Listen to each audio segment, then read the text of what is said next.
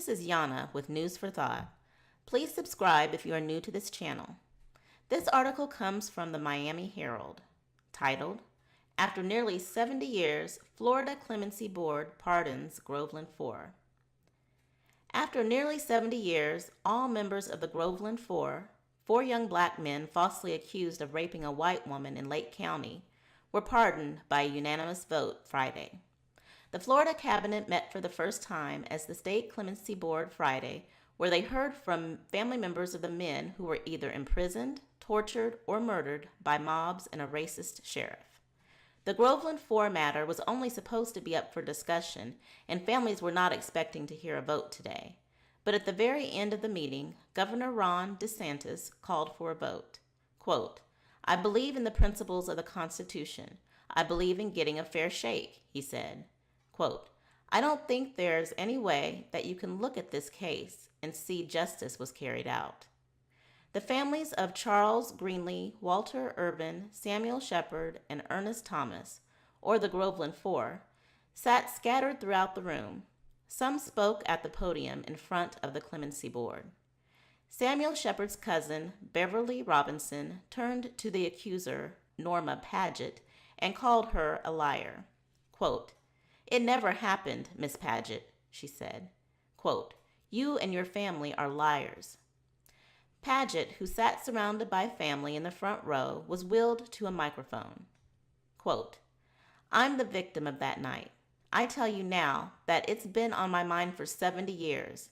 I was 17 years old, and it's never left my mind," she said, her sons standing behind her. Quote, "I'm begging y'all not to give the pardons because they did it. If you do, you're going to be just like them."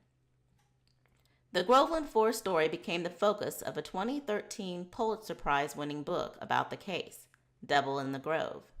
The author of the book, Gilbert King, testified in front of the board. Wade Greenlee, the younger brother of Charles, traveled to Tallahassee from Jacksonville for the hearing. So did Thomas and Carol Greenlee, two of Charles's children. Quote, "He was clearly convicted by a person who just said he did it. The climate of those times, that's all they need," Thomas Greenlee said in front of the board. Quote, "He wasn't there for birthdays. He wasn't there to help with homework. He just was not there. You put someone into a situation where you not only affect him, but the whole family." Carol Greenlee mentioned that when she used to ask her father about the trial, he always said he didn't even know the other men he was brought into the courtroom with. Quote, "The evidence was in the record," she said. Quote, "He was accused, put in jail, and tortured." DeSantis, who spoke about the vote at a press conference before the cabinet meeting, called the entire situation a perversion of justice. In 2017, the Florida legislature unanimously passed a bill asking former Governor Rick Scott to go ahead and pardon them. He refused and never answered questions as to why. Quote, "The thing is, when you're looking at these issues of pardons, you still have to have good justice even if someone wasn't innocent," DeSantis said. Quote, "To me, I look at how this whole thing went, and I think that when the legislature passed the resolution in 2017, they were right. This was a miscarriage of justice." Agriculture Commissioner Nikki Fried told the News Service of Florida Tuesday that she wanted more than just a discussion and said Friday she was pleased the Clemency Board came to a vote. Fried is now calling for a proclamation to work with FDLE to exonerate all 4 men.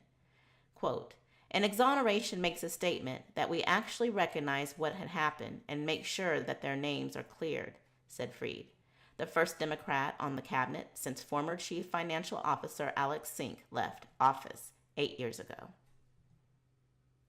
Leave a comment below with your thoughts. Thanks for watching this video. Don't forget to share it and also to subscribe. This is News for Thought. I'm Yana. Until next time, peace.